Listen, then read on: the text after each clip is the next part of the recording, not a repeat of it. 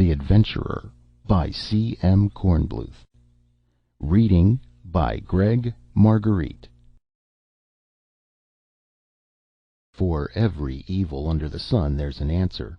It may be a simple, direct answer. It may be one that takes years and seems unrelated to the problem. But there's an answer of a kind. President Folsom the 24th said petulantly to his Secretary of the Treasury, "Blow me to hell, Bannister, if I understood a single word of that. Why can't I buy the Nicolaides collection? And don't start with the rediscount and the Series W business again. Just tell me why." The Secretary of the Treasury said with an air of apprehension and a thread-like feeling across his throat, "It boils down to no money, Mr. President." The President was too engrossed in thoughts of the marvelous collection to fly into a rage. "It's such a bargain," he said mournfully. "An archaic Henry Moore figure, really too big to finger, but I'm no culture snob, thank God. And 15 early Morrisons, and I can't begin to tell you what else." He looked hopefully at the Secretary of Public Opinion. "Mightn't I seize it for the public good or something?" The Secretary of Public Opinion shook his head. His pose was gruffly professional. "Not a chance, Mr. President. We'd never get away with it. The art lovers would scream to high heaven." "I suppose so. Why isn't there any money?" He had swiveled dangerously on the Secretary of the Treasury again. "Sir, purchases of the new Series W bond issue have lagged badly because potential buyers have been attracted to—" "Stop it, stop it, stop it! You know I can't make head or tail of that stuff. Where's the money going?" The Director of the Budget said cautiously, "Mr. President, during the biennium just ending, the Department of Defense accounted for 78% of expenditures." The Secretary of Defense growled, "Now wait a minute, Felder. We were voted—" The President interrupted, raging weakly, "Oh, you rascals. My father would have known what to do with you, but don't think I can't handle it. Don't think you can hoodwink me." He punched a button ferociously. His silly face was contorted with rage, and there was a certain tension on all the faces around the cabinet table. Panels slid down abruptly in the walls, revealing grim-faced Secret Service men. Each cabinet officer was covered by at least 2 automatic rifles. "Take that traitor away!" the President yelled. His finger pointed at the Secretary of Defense, who slumped over the table sobbing. 2 Secret Service men half carried him from the room. President Folsom the 24th leaned back, thrusting out his lower lip. He told the Secretary of the Treasury, "Get me the money for the Nicolaides collection. Do you understand? I don't care how you do it. Get it." He glared at the Secretary of Public Opinion. "Have you any comments?" "No, Mr. President." "All right, then." The President unbent and said plaintively, "I don't see why you all can't be more reasonable. I'm a very reasonable man. I don't see why I can't have a few pleasures along with my responsibilities. Really, I don't. And I'm sensitive. I don't like these scenes. Very well, that's all. The cabinet meeting is adjourned." They rose and left silently in the order of their seniority. The President noticed that the panels were still down and pushed the button that raised them again and hid the granite-faced Secret Service men. He took out of his pocket a late Morrison fingering piece and turned it over in his hand, a smile of relaxation and bliss spreading over his face. Such amusing textural contrast, such unexpected variations on the classic sequences. The Cabinet, less the Secretary of Defense, was holding a rump meeting in an untapped corner of the White House gymnasium. "God," the Secretary of State said, white-faced. "Poor old Willie." The professionally gruff Secretary of Public Opinion said, "We should murder the bastard. I don't care what happens." The Director of the Budget said dryly, "We all know what would happen. President Folsom the 25th would take office. No, we've got to keep plugging as before. Nothing short of the invincible can topple the Republic." "What about a war?" the Secretary of Commerce demanded fiercely. "We've no proof that our program will work. What about a war?" State said wearily, "Not while there's a balance of power, my dear man. The Low Callisto question proved that. The Republic and the Soviet fell all over themselves trying to patch things up as soon as it seemed like there would be real shooting. Folsom the 24th and His Excellency Premier Yersinsky know at least that much." The Secretary of the Treasury said, "What would you all think of Steiner for defense?" The Director of the Budget was astonished. Would he take it? Treasury cleared his throat. "As a matter of fact, I asked him to stop by right about now." He hurled a medicine ball into the budgetary gut. "Ooh," said the Director. "You bastard. Steiner would be perfect. He runs standards like a watch." He treacherously fired the medicine ball at the Secretary of Raw Materials, who blandly caught it and slammed it back. "Here he comes," said the Secretary of Raw Materials. "Steiner, come and sweat some oleo off." Steiner ambled over, a squat man in his 50s, and said, "I don't mind if I do. Where's Willie?" State said, "The President unmasked him as a traitor. He's probably been executed by now." Steiner looked grim, and grimmer yet when the Secretary of the Treasury said deadpan, "We want to propose you for defense." "I'm happy in standards," Steiner said. "Safer, too. The man's father took an interest in science, but the man never comes around. Things are very quiet. Why don't you invite Winch from the National Art Commission? It wouldn't be much of a change for the worse for him." "No brains," the Secretary for Raw Materials said briefly. "Heads up." Steiner caught the ball and slugged it back at him. "What good are brains?" he asked quietly. "Close the ranks, gentlemen," State said. "These long shots are too hard on my arms." The ranks closed, and the Cabinet told Steiner what good were brains. He ended by accepting. "The Moon is all Republic. Mars is all Soviet. Titan is all Republic. Ganymede is all Soviet. But Io and Callisto, by the Treaty of Greenwich, are half and half, Republic and Soviet. Down the main street of the principal settlement on Io runs an invisible line. On one side of the line, the principal settlement is known as New Pittsburgh. On the other side, it's known as Nizhny Magnitogorsk." Into a miner's home in New Pittsburgh one day an 8-year-old boy named Grayson staggered, bleeding from the head. His eyes were swollen almost shut. His father lurched to his feet, knocking over a bottle. He looked stupidly at the bottle, set it upright too late to save much of the alcohol, and then stared fixedly at the boy. "See what you made me do, you little bastard!" he growled, and fetched the boy a clout on his bleeding head that sent him spinning against the wall of the hut. The boy got up slowly and silently, there seemed to be something wrong with his left arm, and glowered at his father. He said nothing. "Fighting again," the father said in a would-be fierce voice. His eyes fell under the peculiar fire in the boy's stare. "Damn fool!" A woman came in from the kitchen. She was tall and thin. In a flat voice she said to the man, "Get out of here." The man hiccuped and said, "Your brat spilled my bottle. Give me $1." In the same flat voice, "I have to buy food." "I said, gimme $1." The man slapped her face. It did not change, and wrenched a small purse from the string that suspended it around her neck. The boy suddenly was a demon, flying at his father with fists and teeth. It lasted only a second or two. The father kicked him into a corner where he lay, still glaring, wordless and dry-eyed. The mother had not moved, her husband's hand-mark still red on her face when he hulked out, clutching the money bag. Mrs. Grayson at last crouched in the corner with the 8-year-old boy. "Little Tommy," she said softly. "My little Tommy, did you cross the line again?" He was blubbering into her arms hysterically as she caressed him. At last he was able to say, "I didn't cross the line, Mom. Not this time. It was in school. They said our name was really Krasinski." "God damn him!" the boy shrieked. "They said his grandfather was named Krasinski, and he moved over the line and changed his name to Grayson. God damn him, doing that to us!" "Now, darling," his mother said, caressing him. "Now, darling." His trembling began to ebb. She said, "Let's get the spools, Tommy. You mustn't fall behind in school. You owe that to me, don't you, darling?" "Yes, Mom," he said. He threw his spindly arms around her and kissed her. "Get out the spools. We'll show him. I mean them."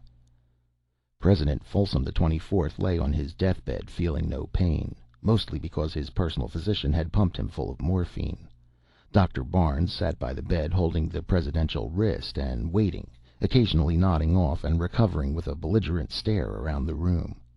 The 4 wire service men didn't care whether he fell asleep or not. They were worriedly discussing the nature and habits of the president's firstborn, who would shortly succeed to the highest office in the republic. "A firebrand, they tell me," the AP man said unhappily. "Firebrands I don't mind," the UP man said. "He can send out all the inflammatory notes he wants, just as long as he isn't a fiend for exercise. I'm not as young as I once was. You boys wouldn't remember the old president, Folsom the 22nd. He used to do point-to-point hiking. He worshipped old FDR." The INS man said, lowering his voice, "Then he was worshipping the wrong Roosevelt. Teddy was the athlete." Dr. Barnes started, dropped the presidential wrist, and held a mirror to the mouth for a moment. "Gentlemen," he said, "the president is dead." "Okay," the AP man said. "Let's go, boys. I'll send in the flash. UP, you go cover the College of Electors. INS, get onto the president-elect. Trib, collect some interviews and background." The door opened abruptly. A colonel of infantry was standing there, breathing hard, with an automatic rifle at port. "Is he dead?" he asked. "Yes," the AP man said. "If you'll let me pass—" "Nobody leaves the room," the colonel said grimly. "I represent General Slocum, acting president of the Republic. The College of Electors is acting now to ratify—" A burst of gunfire caught the colonel in the back. He spun and fell with a single hoarse cry. More gunfire sounded through the White House. A Secret Service man ducked his head through the door. "President's dead? You boys stay put. We'll have this thing cleaned up in an hour." He vanished. The doctor sputtered his alarm, and the newsmen ignored him with professional poise. The AP man asked, "Now, who's Slocum? Defense Command?" INS said, "I remember him. 3 stars. He headed up the Tactical Airborne Force out in Kansas 4-5 years ago. I think he was retired since then." A phosphorus grenade crashed through the window and exploded with a globe of yellow flame the size of a basketball. Dense clouds of phosphorus pentoxide gushed from it, and the sprinkler system switched on, drenching the room. "Come on!" hacked the AP man, and they scrambled from the room and slammed the door. The doctor's coat was burning in 2 or 3 places, and he was retching feebly on the corridor floor. They tore his coat off and flung it back into the room. The UP man, swearing horribly, dug a sizzling bit of phosphorus from the back of his hand with a penknife and collapsed, sweating, when it was out. The INS man passed him a flask, and he gurgled down half a pint of liquor. "Who flang that brick?" he asked faintly. "Nobody," the AP man said gloomily. "That's the hell of it. None of this is happening. Just the way the Taft the Pretender never happened in '03. Just the way the Pentagon Mutiny never happened in '67. '68, the UP man said faintly. "It didn't happen in '68, not '67. The AP man smashed a fist into the palm of his hand and swore. "God damn," he said. "Some day I'd like to—" He broke off and was bitterly silent. The UP man must have been a little dislocated with shock and quite drunk to talk the way he did. "Me too," he said. "Like to tell the story. Maybe it was '67, not '68. I'm not sure now. Can't write it down, so the details get lost, and then after a while it didn't happen at all. Revolution'd be a good deal, but it takes people to make revolution. People with eyes and ears and memories. We make things not happen, and we make people not see and not hear." He slumped back against the corridor wall, nursing his burned hand. The others were watching him, very scared. Then the AP man caught sight of the Secretary of Defense striding down the corridor, flanked by Secret Service men. "Mr. Steiner," he called, "what's the picture?" Steiner stopped, breathing heavily, and said, "Slocum's barricaded in the Oval Study. They don't want to smash in. He's about the only one left. There were only 50 or so. The acting president's taken charge at the study. You want to come along?" They did, and even hauled the UP man after them. The acting president, who would be President Folsom the 25th as soon as the Electoral College got around to it, had his father's face, the petulant lip, the soft jowl on a hard young body. He also had an auto rifle ready to fire from the hip. Most of the cabinet was present. When the Secretary of Defense arrived, he turned on him. "Steiner," he said nastily, "can you explain why there should be a rebellion against the Republic in your department?" "Mr. President," Steiner said, "Slocum was retired on my recommendation 2 years ago. It seems to me that my responsibility ended there, and security should have taken over." The President-elect's finger left the trigger of the auto rifle, and his lip drew in a little. "Quite so," he said curtly, and turned to the door. "Slocum," he shouted, "come out of there. We can use gas if we want." The door opened unexpectedly, and a tired-looking man with 3 stars on each shoulder stood there, barehanded. "All right," he said drearily. I was fool enough to think something could be done about the regime, but you fat-faced imbeciles are going to go on and... The stutter of the auto rifle cut him off. The President-elect's knuckles were white as he clutched the piece's forearm and grip. The torrent of slugs continued to hack and plow through the general's body until the magazine was empty. "Burn that," he said curtly, turning his back on it. "Dr. Barnes, come here. I want to know about my father's passing." The doctor, hoarse and red-eyed from the whiff of phosphorus smoke, spoke with him. The UP man had sagged drunkenly into a chair, but the other newsmen noted that Dr. Barnes glanced at them as he spoke in a confidential murmur. "Thank you, Doctor," the President-elect said at last decisively. He gestured to a Secret Service man. "Take those traitors away." They went numbly. The Secretary of State cleared his throat. "Mr. President," he said, "I take this opportunity to submit the resignations of myself and fellow cabinet members according to custom." "That's all right," the President-elect said. "You may as well stay on. I intend to run things myself anyway." He hefted the auto rifle. "You," he said to the Secretary of Public Opinion, "you have some work to do. Have the memory of my father's artistic preoccupations obliterated as soon as possible. I wish the Republic to assume a warlike posture." "Yes? What is it?" A trembling messenger said, "Mr. President, I have the honor to inform you that the College of Electors has elected you President of the Republic. Unanimously." Cadet Fourth Classman Thomas Grayson lay on his bunk and sobbed in an agony of loneliness. The letter from his mother was crumpled in his hand. "Prouder than the words can tell of your appointment to the Academy, darling. I hardly knew my grandfather, but I know that you will serve as brilliantly as he did, to the eternal credit of the Republic. You must be brave and strong for my sake." He would have given everything he had, or ever could hope to have, to be back with her and away from the bullying, sneering fellow cadets of the Corps. He kissed the letter and then hastily shoved it under his mattress as he heard footsteps. He popped to a brace, but it was only his roommate, Ferguson. Ferguson was from Earth and rejoiced in the lighter lunar gravity, which was punishment to Grayson's low-bred muscles. "Rest, mister," Ferguson grinned. "Thought it was night inspection." "Any minute now. They're down the hall. Let me tighten your bunk or you'll be in trouble."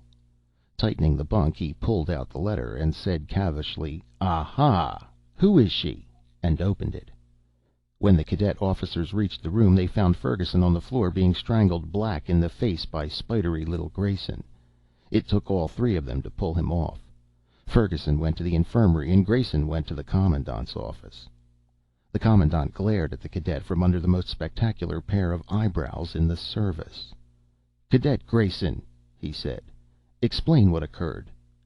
"Sir, Cadet Ferguson began to read a letter from my mother without my permission." "That is not accepted by the Corps as grounds for mayhem. Do you have anything further to say?" "Sir, I lost my temper. All I thought of was it was an act of disrespect to my mother, and somehow to the Corps, and the Republic, too. That Cadet Ferguson was dishonoring the Corps." Bourgeois, the commander thought. A snow job, and a crude one. He studied the youngster. He had never seen such a brace from a low-bred fourth classman. It must be torture to muscles not yet toughened up to even lunar gravity. 5 minutes more and the boy would have to give way, and serve him right for showing off. He studied Grayson's folder.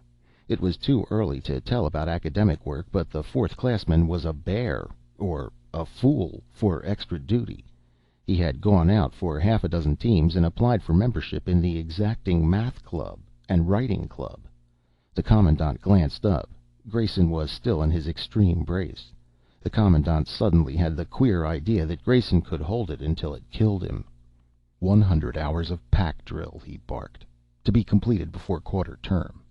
"Cadet Grayson, if you succeed in walking off your tours, remember that there is a tradition of fellowship in the Corps which its members are expected to observe. Dismissed." After Grayson's steel-sharp salute and exit, the commander dug deeper into the folder. Apparently there was something wrong with the boy's left arm, but it had been passed by the examining team that visited Low. Most unusual, most irregular, but nothing could be done now about it. The president, softer now in body than on his election day and infinitely more cautious, snapped, It's all very well to create an incident, but where's the money to come from? Who wants the rest of Lo anyway? And what will happen if there's war? Treasury said, "The hoarders will supply the money, Mr. President. A system of percentage bounties for persons who report currency hoarders, and then enforced purchase of a bond issue." Raw Materials said, "We need that iron, Mr. President. We need it desperately." State said, "All our evaluations indicate that the Soviet Premier would consider nothing less than armed invasion of his continental borders as occasion for all-out war. The Consumer Goods Party in the Soviet has gained immensely during the past 5 years, and of course their armaments have suffered. Your shrewd directive to put the Republic in a warlike posture has borne fruit, Mr. President." President Folsom XXV studied them narrowly. To him, the need for a border incident culminating in a forced purchase of Soviet Lo did not seem as pressing as they thought. But they were, after all, specialists, and there was no conceivable way that they could benefit from it personally. The only alternative was that they were offering their professional advice, and that it would be best to heed it. Still, there was a vague, nagging something. Nonsense, he decided. The spy dossiers on his cabinet showed nothing but the usual. One had been blackmailed by an actress after an affair and railroaded her off of the earth. Another had a habit of taking bribes to advance favorite sons in civil and military service, and so on. The Republic could not suffer at their hands. The Republic and the dynasty were impregnable. You simply spied on everybody, including the spies, and ordered summary executions often enough to show that you meant it, and kept the public ignorant, deaf, dumb, blind, ignorant. The spy system was simplicity itself. You had only to let things get as tangled and confused as possible, until nobody knew who was who. The executions were literally no problem, for guilt or innocence made no matter. And mind control, when there were 4 newspapers, 6 magazines, and 3 radio and television stations, was a job for a handful of clerks. No, the cabinet couldn't be getting away with anything. The system was unbeatable. President Folsom XXV said, "Very well. Have it done." Mrs. Grayson, widow of New Pittsburgh Lo, disappeared one night. It was in all the papers and on all the broadcasts. Some time later she was found dragging herself back across the line between Nizhny Magnitogorsk and New Pittsburgh in sorry shape. She had a terrible tale to tell about what she had suffered at the hands and so forth of the Nizhny Magnitogorskniks. A diplomatic note from the Republic to the Soviet was answered by another note, which was answered by the dispatch of the Republic's First Fleet to Lo, which was answered by the dispatch of the Soviet's First and Fifth Fleets to Lo. The Republic's First Fleet blew up the customary deserted target hulk, fulminated over a sneak sabotage attack, and moved in its destroyers. Battle was joined. Ensign Thomas Grayson took over the command of his destroyer when its captain was killed on his bridge. An electrified crew saw the strange, brooding youngster perform prodigies of skill and courage, and responded to them. In 1 week of desultory action, the battered destroyer had accounted for 7 Soviet destroyers and a cruiser. As soon as this penetrated to the flagship, Grayson was decorated and given a flotilla. His weird magnetism extended to every officer and man aboard the 7 craft. They struck like phantoms, cutting out cruisers and battle wagons in wild, unorthodox actions that couldn't have succeeded, but did, every time. Grayson was badly wounded twice, but his driving, nervous energy carried him through. He was decorated again and given the battle wagon of an ailing 4-striper. Without orders, he touched down on the Soviet side of Lo, led out a landing party of Marines in bluejackets, cut through 2 regiments of Soviet infantry, and returned to his battle wagon with prisoners, the top civil and military administrators of Soviet Lo. They discussed him nervously aboard the flagship. He has a mystical quality, Admiral. His men would follow him into an atomic furnace, and I almost believe he could bring them through safely if he wanted to." The laugh was nervous. "He doesn't look like much, but when he turns on the charm, watch out. He's a winner. Now, I wonder what I mean by that." "I know what you mean. They turn up every so often. People who can't be stopped. People who have everything. Napoleons, Alexanders, Stalins, up from nowhere." "Suleiman, Hitler, Folsom I, Genghis Khan." "Well, Let's get it over with." They tugged at their gold-braided jackets and signaled the honor guard. Grayson was piped aboard, received another decoration and another speech. This time he made a speech in return. President Folsom XXV, not knowing what else to do, had summoned his cabinet. "Well?" he rasped at the Secretary of Defense. Steiner said with a faint shrug, "Mr. President, there's nothing to be done. He has the fleet, he has the broadcasting facilities, he has the people." "People!" snarled the President. His finger stabbed at a button, and the wall panels snapped down to show the Secret Service men standing in their niches. The finger shot tremulously out at Steiner. "Kill that traitor!" he raved. The chief of the detail said uneasily, "Mr. President, we were listening to Grayson before we came on duty. He says he's de facto president now." "Kill him! Kill him!" the chief went doggedly on. "And we liked what he had to say about the Republic, and he said citizens of the Republic shouldn't take orders from you, and he'd relieve you." The President fell back. Grayson walked in, wearing his plain ensign's uniform and smiling faintly. Admirals and 4 stripers flanked him. The chief of the detail said, "Mr. Grayson, are you taking over?" The man in the ensign's uniform said gravely, "Yes. And just call me Grayson, please. The titles come later. You can go now." The chief gave a pleased grin and collected his detail. The rather slight, youngish man who had something wrong with one arm was in charge. Complete charge. Grayson said, "Mr. Folsom, you are relieved of the presidency. Captain, take him out and—" He finished with a whimsical shrug. A portly 4-striper took Folsom by one arm. Like a drugged man, the deposed president let himself be led out. Grayson looked around the table. "Who are you, gentlemen?"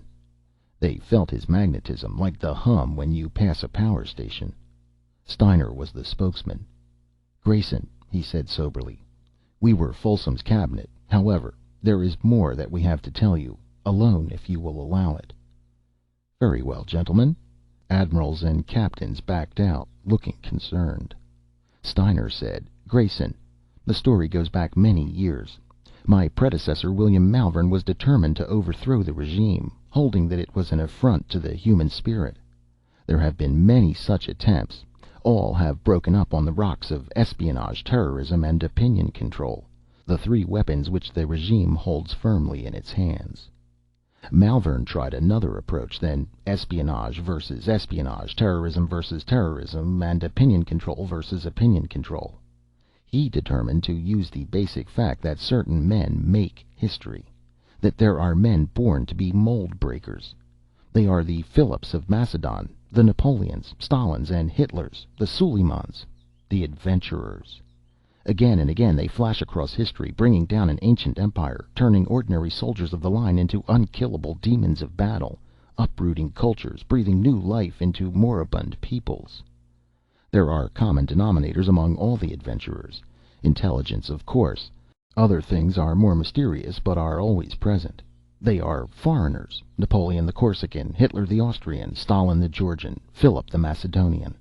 Always there is an Oedipus complex. Always there is physical deficiency: Napoleon's stature, Stalin's withered arm, and yours. Always there is a minority disability, real or fancied. This is a shock to you, Grayson, but you must face it. You were manufactured." Malvern packed the cabinet with the slyest double dealers he could find, and they went to work. 86 infants were planted on the outposts of the Republic in simulated family environments. Your mother was not your mother, but one of the most brilliant actresses ever to drop out of sight on Earth. Your intelligence, heredity, was so good that we couldn't turn you down for lack of a physical deficiency. We withered your arm with gamma radiation. I hope you will forgive us. There was no other way. Of the 86, you are the one that worked. Somehow the combination for you was minutely different from all the other combinations, genetically or environmentally, and it worked. That is all we were after. The mold has been broken. You know now what you are. Let come whatever chaos is to come. The dead hand of the past no longer lies on—" Grayson went to the door and beckoned. 2 captains came in. Steiner broke off his speech as Grayson said to them, "These men deny my godhood. Take them out and—" He finished with a whimsical shrug. "Yes, your divinity," said the captains, without a trace of humor in their voices. End of The Adventurer by C.M. Kornbluth.